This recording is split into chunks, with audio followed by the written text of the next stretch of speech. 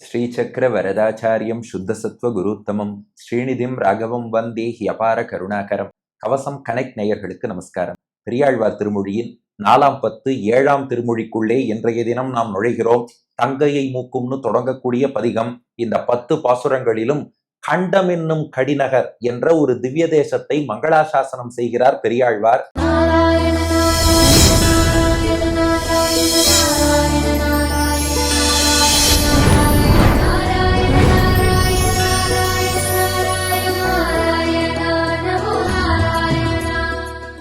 இந்த திவ்ய தேசம் எங்க இருக்குன்னா, பொதுவா தேவப்பிரயாகைன்னு சொல்லுவா. கங்கை கரையில பதரிகாசிரமம் பத்ரிநாத் போற வழியிலே இருக்கக்கூடிய க்ஷேத்திரம் இந்த தேவப்பிரயாகை. அதனால நாம் எல்லோரும் அப்படியே மானசீகமாக புறப்படுகிறோம். நீங்க எந்த இடத்துல இருந்தாலும் சரி, அது வீடோ ஆபீஸோ உங்களுடைய காரோ, அப்படியே மானசீகமாக புறப்படுங்கள். நம்ம தொலைக்காட்சி முன்னாடியோ அல்லது கை தொலைபேசி முன்னாடியோ லேப்டாப் முன்னாடியோ இல்ல. இப்போது நாம் மானசீகமாக பயணிக்கிறோம். இமயமலையின் அடிவாரத்தை அடைகிறோம். கங்கா நதி பிரவகித்து வருகிறது. பதரிகாசிரமம் செல்லக்கூடிய மார்க்கம். அங்கே கண்டம் என்னும் கடிநகர் தேவப்பிரயாகை என்ற ஆச்சரியமான திவ்ய தேசம். புருஷோத்தமன் இருக்கைன்னு பெரியாழ்வார் பாடுகிறார். அங்கே எம்பெருமான் எழுந்தருளி இருக்கிறான். அந்த பெருமாளுக்காக 10 பாசுரங்கள் பெரியாழ்வார் அருளி செய்கிறார். அதுல முதல் பாசுரம், தங்கையை மூக்கும் தமையனை தலையும் தடிந்த எம் தாசரதி போய் எங்கும் தன் புகழாயிருந்து அரசாண்ட எம் புருடோத்தமன் இருக்கை. கங்கை கங்கை என்ற வாசகத்தாலே கடுவினை களைந்திடகிற்கும் கங்கையின் கரை மேல் கைத்தொழ நின்ற கண்டமென்னும் கடிநகரே. இந்த பாட்டுக்கு விசேஷம் என்னன்னா, ஒவ்வொரு நாளும் ஸ்ரீ வைஷ்ணவர்கள் ராமானுஜ சம்பிரதாயத்துல நீராடும் போது தீர்த்தமாடும் போது இந்த பாசுரத்தை சேவிக்கணும். கங்கை கங்கை என்ற வாசகத்தாலே கடுவினை களைந்திடகிற்கும் கங்கையின் கரை மேல் கைத்தொழ நின்ற கண்டம் என்னும் கடிநகரேன்னு. என்ன காரணம்னா, கங்கையில நீராடினா தான் பாப்பம் போகும்னு இல்லையா, கங்கை கங்கைன்னு வாசகத்தை சொன்னாலே போயிடும் இருக்கு. அதனால நீராடும் போது அது ஏதோ பக்கெட் வாட்டரோ அல்லது ஓவர் ஹெட் டேங்க் வாட்டரோ பிஸ்லரியோ எதுவா இருந்தாலும் அட்லீஸ்ட் கங்கைங்கிற அந்த வார்த்தையாவது சொல்லலாம் இல்லையா. ஆச்சாரமா கிணற்றுல குளத்துல நீராடுவது வசதி, அது முடியாதவா எவ்வளவோ பேர் இருக்கா. அதனால இந்த பாசுரத்தையாவது சேவிக்கணும்னு பெரியோர்கள் ஏற்படுத்திய மரபு.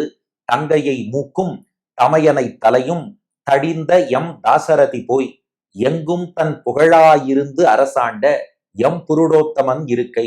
கங்கை கங்கை என்ற வாசகத்தாலே கடுவினை களைந்திடகிற்கும் கங்கையின் கரை மேல் கைத்தொழ நின்ற கண்டம் என்னும் கடிநகரே.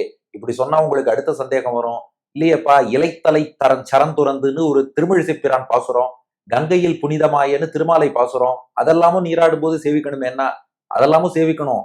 இப்ப இந்த பாட்டு வந்ததுனால இதோட கான்டெக்ஸ்ட சொன்னோம். அந்த பாசுரங்களும் இதே சீரீஸ்ல வரும்போது அதனுடைய மகத்துவம் என்னங்கிறத பார்த்துப்போம். இப்ப இந்த பாசுரத்தின் பொருள் என்னங்கிறத பார்ப்போம். பெரியாழ்வார் நமக்கு உபதேசம் பண்றார். இந்த தேவப்பிரயாகையில பெருமாள் எழுந்துருளி இருக்கார். அவரை எப்போதுமே பிராட்டியோடு கூடிய பெருமாள்னு உணர்ந்து தரிசனம் செய்யுங்கள். வெறும் பெருமாளா சேவிச்சுடாதீங்கோ. ஒரு மிதுனமே உத்தேசியம். மிதுனம்னா திவ்ய தம்பதி இணையாக இருப்பா, அவளை தான் சேவிக்கணும். ஏன்னு கேட்டோம், சூர்பனகைன்னு ஒருத்தி இருந்தா, அவ எனக்கு தாயார் வேண்டாம் பெருமாள் மட்டும் வேணும்னு ஆசைப்பட்டா. காதும் மூக்கும் போயிடுத்து. ராவணன் ஒருத்தர்தான், அவன் எனக்கு பெருமாள் வேண்டாம் பிராட்டி சீத்தை மட்டும் வேணும்னு ஆசைப்பட்டான், அவனுக்கு பிராணனே போயிடுத்து. விபீஷணன் ஒருத்தர்தான், 2 பேரையும் பெருமாளையும் தாயாரையும் சேர்த்து வச்சு கைங்கரியம் பண்ணா, இன்று வரை சிரஞ்சீவியாக இருக்கிறான். சூர்பனகை ஃபார்முலா, பிராட்டி வேண்டாம் பெருமாள் மட்டும் வேணும், ரிசல்ட் காது மூக்கு போச்சு. ராவணன் ஃபார்முலா, பெருமாள் வேண்டாம் பிராட்டி மட்டும் வேணும், பிராணனே போச்சு. விபீஷணன் ஃபார்முலா, 2 பேரையும் சேர்த்து வச்சு கைங்கரியம் பண்ணணும், அவன் தான் இன்று வரை சிரஞ்சீவியாக இருக்கிறான். அதனால இந்த பாட்டுல காட்டுறார், தங்கையை மூக்கும் தமையனை தலையும் தடிந்த எம் தாசரதி. ராமன் என்ன பண்ணானா, தங்கைனா ராவணனோட தங்கை, தமையன்னா அந்த சூர்பனகைக்கு அண்ணனாகிய ராவணன். தங்கையை ராவணன் தங்கையான சூர்பனகையை மூக்கும், அவ மூக்கை லக்ஷ்மணன் மூலமாக அறுத்தான். தமையன்னா அண்ணன் ராவணன், அவனை தலையும், அவன் தலையே 10 தலையும் கொத்து கொத்தா அறுத்து தள்ளிட்டான். ஏன்னா அவன் சரியான ஃபார்முலால போகலையா. அப்படிதான் மணவாள மாமுனிகள் அழகா வியாக்கியானம் பண்ணியிருக்கார். இவ பெருமாள் மட்டும் வேணும், தாயாரை அழிச்சுட்டு பெருமாளை அடையிறேன்னு நினைச்சா. அவன் பிராட்டி மட்டும் வேணும், ராமனை அழிச்சுட்டு பிராட்டி அடையணும்னு அவன் நினைச்சான். ராமன் என்ன பண்ணானா, தங்கையோட மூக்க அறுத்தான். அந்த அண்ணனுடைய தலையே அறுத்தான். அதான் தடிந்த, தடிந்தனா அறுத்தெறிந்தன்னு அர்த்தம். சூர்பனகையின் மூக்கையும் ராவணனுடைய தலையையும் தடிந்த அறுத்தொழித்த எம் தாசரதி, தசரதனுடைய மகனுக்கு தாசரதின்னு பேரு. வசுதேவன் மகனை வாசுதேவன் போம், அஞ்சனை மகனை ஆஞ்சநேயன் போம். அது போலத்தான் தசரதன் மகனுக்கு தாசரதின்னு பேரு. எம் தாசரதி, பக்தர்கள் எல்லாரையும் கூட்டிட்டு பெரியாழ்வார் சொல்றாராம், எங்க தாசரதி. பாருங்க, எம் தாசரதின்னு இருக்கு. எம்னா எங்களோடன்னு அர்த்தம். எங்களுக்கு பிடித்தமான, எங்கள் அபிமானமான தாசரதி ராமபிரான் போயினா அயோத்திக்கு திரும்பி போயின்னு அர்த்தம். சூர்பனகையோட காது மூக்கு அறுத்தான். அதன் விளைவா ராவணன் சீதையை அபகரிச்சுட்டு போனான்.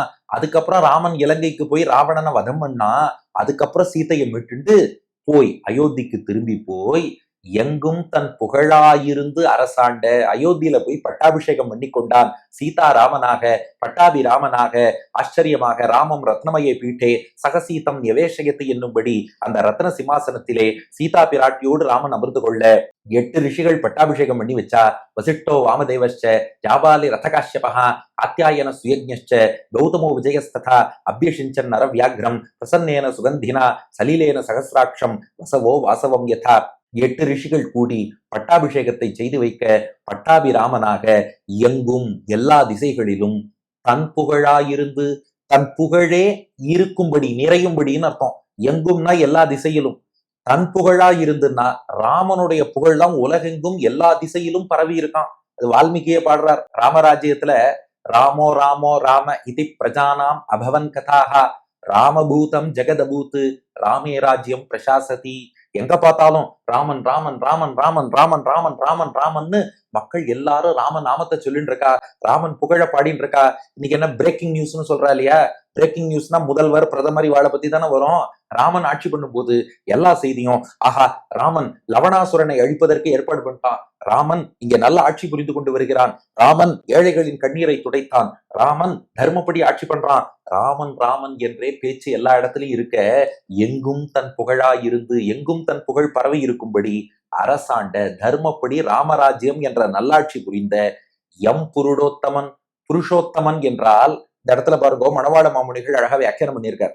எம் உங்களோட, புருஷோத்தமன், புருஷன் அப்படின்னா ஜீவாத்மான்னு அர்த்தமா.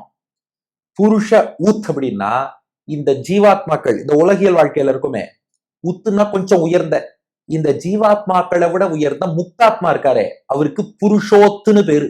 புருஷோத் விஹார் அப்படின்னு கூட கடையெல்லாம் வச்சிருக்கா பாருங்க. புருஷன்னா உலகியல் வாழ்க்கையில உள்ள பத்த ஜீவாத்மா.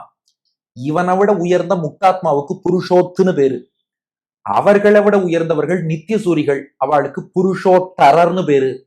இந்த பத்த ஜீவாத்மாவாகிய புருஷன், முக்த ஜீவாத்மாவாகிய புருஷோத், அதுக்கப்புறம் நித்திய சூரியாகிய புருஷோத்தரர், 3 பேரை விட உயர்ந்தவன் ஸ்ரீமன் நாராயணன் புருஷோத்தமன் அழைக்கப்படுகிறான். இன்னும் புரிகிறாப்புல சொல்லணும்னா, கிரேட், கிரேட்டர், கிரேட்டஸ்ட்னு சொல்லுவோம் இல்லையா? உத்துன்னா கிரேட்டு, உத்தரன்னா கிரேட்டர், உத்தமன்னா கிரேட்டஸ்ட். அப்போ புருஷன்னா ஆத்மா வெறும் பத்த ஜீவாத்மா, புருஷோத்துனா கிரேட் ஜீவாத்மா முக்தாத்மா, புருஷோத்தரன்னா கிரேட்டர் ஜீவாத்மா நித்தியசூரி. ஆனா புருஷோத்தமன்னு சொல்லிட்டா த கிரேட்டஸ்ட் சோல், அவன் தான் பரமாத்மா, பரமபுருஷன், பரம்பிரம்மங்கிறோம். அந்த புருஷோத்தமன் இருக்கை, இருக்கைனா வாசஸ்தானம், எழுந்தருளி இருக்கும் இடம், வசிப்பிடம்னு அர்த்தம். ஆக பாட்டின் முதல் பாதி தங்கையோட மூக்கையும் அண்ணனோட தலையையும் அறுத்த எங்கள் தாசரதி பட்டாபிஷேகம் பண்ணிட்டு தன் புகழ் உலகமெல்லாம் நிறையும்படி ராமராஜ்யம் என்று ஆட்சி பண்ணானே, அந்த புருஷோத்தமன் எழுந்தருளி இருக்கும் இடம் எங்க இருக்குன்னு கேட்டோம். கங்கை கரையில தேவப்பிரயாகை. எப்பேற்பட்ட கங்கைனா, கங்கை கங்கை என்ற வாசகத்தாலே. கங்கையில போய் தீர்த்தம் ஆடுவது வசதி தான், தீர்த்த யாத்திரை போக வேண்டாம்னு அர்த்தம் இல்லை. தீர்த்தமாட முடியல, கங்கையில நீராடினா சளி பிடிக்கிறதுனா கங்கையை தரிசனம் பண்ணாலே விசேஷம் தான். பெருமாளுடைய ஸ்ரீபாத தீர்த்தம். இல்ல சார் எங்களுக்கு டிராவல் பண்ண கூட முடியல, இருந்த இடத்துல இருந்து என்ன பண்றதுன்னு கேட்டோமா, கங்கை கங்கை என்ற வாசகத்தாலே. வாசகம்னா வார்த்தைன்னு அர்த்தம். வார்த்தையால ஒரு 4 தடவை கங்கை கங்கை கங்கை கங்கைன்னு சொன்னாலே போதும். கங்கை கங்கை என்ற வாசகத்தாலே, அந்த வாயால சொன்னாலே கடுவினை களைந்திட இருக்கும். கடுவினைனா கடுமையான பாபம், வினைனா பாபம், கடுவினைனா கடுமையான பாபம், அவ்வளவு எளிதெல்லாம் போகவே போகாது. அப்படிப்பட்ட கடுமையான பாபங்களையும் களைந்திட இருக்கும். களைதல்னா போக்குதல்னு அர்த்தம். அந்த பாபத்தெல்லாம் போக்கிடும். அதனாலதான் நீராடும் போது இந்த பாசுரத்தை செவிக்க சொல்றா. மற்ற பாசுரங்களை சேவிப்பதற்கு ஒரு காரணம்னா, இந்த பாசுரம் சேவிப்பதற்கு காரணம் இந்த கங்கைங்கிற வாசகமே நம் பாபங்களை போக்கிடும். உடம்புக்கு மட்டும் நீராடல, ஆத்மாவையும் தூய்மைப்படுத்திக் கொள்கிறோம். அதனால கங்கை கங்கை என்ற வாசகத்தாலே கடுவினை களைந்திட இருக்கும். கடுமையான வினைகள் பாபங்களையும் களையக்கூடிய போக்கக்கூடிய கங்கையின் கரை மேல், அந்த கங்கை கரையிலே, கங்கை கரையில் தான் இந்த சன்னதி இருக்கிறது. கைத்தொழ நின்ற, பிராக்கெட்ல பக்தர்கள்னு போட்டுக்கோங்க, பக்தர்கள் கைத்தொழ நின்ற, எல்லா பக்தர்களும் கைகளை கூப்பி தொழ நின்ற, அதாவது தொழுவதற்கு வசதியாக, கை கூப்பி வணங்குவதற்கு வசதியாக அந்த க்ஷேத்திரத்துல பெருமாள் எழுந்தருளி இருக்கார். எந்த க்ஷேத்திரம்னா கண்டம் என்னும் கடிநகரே. கண்டம் என்னும் கடிநகர்னு அழைக்கப்படக்கூடிய திவ்யதேசம். அதாவது கடிநகர்னா சிறந்த நகரம்னு அர்த்தம். இந்த இடத்துல கடினா சிறப்பு, கண்டம்ங்கிறது தான் அந்த ஊருக்கு பேராம். கண்டம்னா எனி லேண்ட் மாஸ், ஒரு நிலப்பகுதியை கண்டம்னு சொல்லுவார். நம்ம கான்டினென்ட் எல்லாம் கூட கண்டம் கண்டம்னு சொல்றோம் பாருங்க. அது போல இங்க கண்டம்ங்கிறது ஒரு லேண்ட் மாஸ். கங்கை கரையில உள்ள ஒரு கண்டம், கடி நகர்னா சிறப்பான நகர்னு அர்த்தம். கண்டம்னு அழைக்கக்கூடிய சிறப்பான நகரம் கண்டம் என்னும் கடிநகரே. அதைத்தான் தேவப்பிரயாகை தேவப்பிரயாகைன்னு சம்ஸ்கிருதத்துல சொல்லுவா. அழகா தமிழ்ல கண்டம் என்னும் கடிநகர்னு பெரியாழ்வார் பாடுகிறார். ஆக இரண்டாவது பாதியில கங்கை கங்கைன்னு வாயால சொல்லுங்கோ, சொன்னாலே கடுமையான பாப்பங்களை போக்கும். அப்பேற்பட்ட கங்கை கரையில எல்லோரும் கைத்தொழும்படி கண்டம் என்னும் கடிநகர்ல அந்த பெருமாள் எழுந்தருளி இருக்கார்னு ராமனாகவே அந்த புருஷோத்தமனை கண்டு இந்த பாசுரத்தை அருளுகிறார். தங்கையை மூக்கும் தமையனை தலையும் தடிந்த எம் தாசரதி போய் எங்கும் தன் புகழாயிருந்து அரசாண்ட எம் புருடோத்தமன் இருக்கை கங்கை கங்கை என்ற வாசகத்தாலே கடுவினை களைந்திடகிற்கும் கங்கையின் கரைமேல் கைத்தொழ நின்ற கண்டம் என்னும் கடிநகரே. தங்கையோட மூக்கையும் அண்ணனோட தலையையும் அறுத்த எங்க தாசரதி அயோத்திக்கு போய் எல்லா திசையிலும் தன் புகழ் பரவும்படி ராமராஜ்யத்தை ஆட்சி செய்த எங்கள் புருடோத்தமன் எழுந்தருளி இருக்கும் இடம் கங்கைங்கிற வாசகத்தை சொன்னாலே கடுமையான பாப்பங்களை போக்கும் கங்கை கரையிலே எல்லோரும் கைத்தொழும்படி உள்ள தேவப்பிரயாகையாகிய கண்டம் என்னும் கடிநகர். கண்டம் என்ற சிறப்பான க்ஷேத்திரம் என்பது பொருள். அடியன் வழங்கும் ஆங்கில வடிவம்.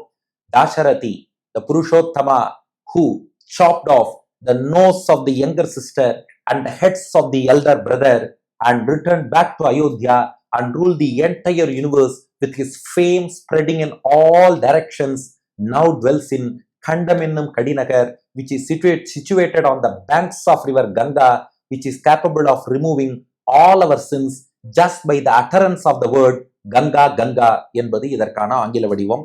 இனி இதற்கு அடுத்த பாசுரத்திலும் கண்டம் என்னும் கடிநகரின் பெருமை தொடரும். பெரியாழ்வார் திருவடிகளே சரணம்.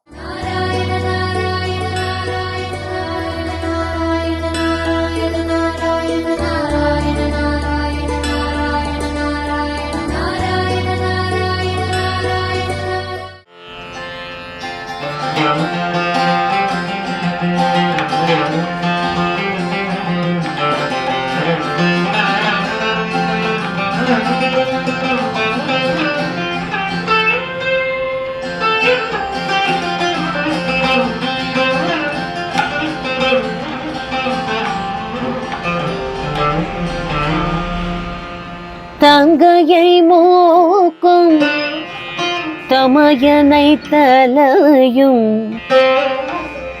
கடிந்த எம் தாசரதி போய்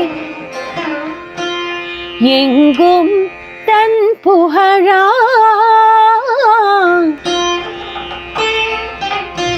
இருந்து அரசாண்ட எம் புருடோத்தமன் இருக்கை கங்கை கங்கை என்ற வாசகத்தாலே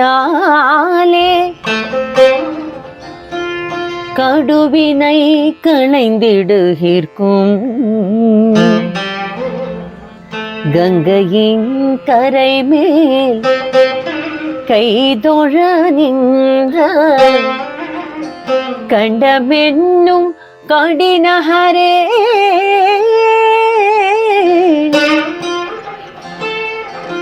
கண்டமென்னும் கடிநகரே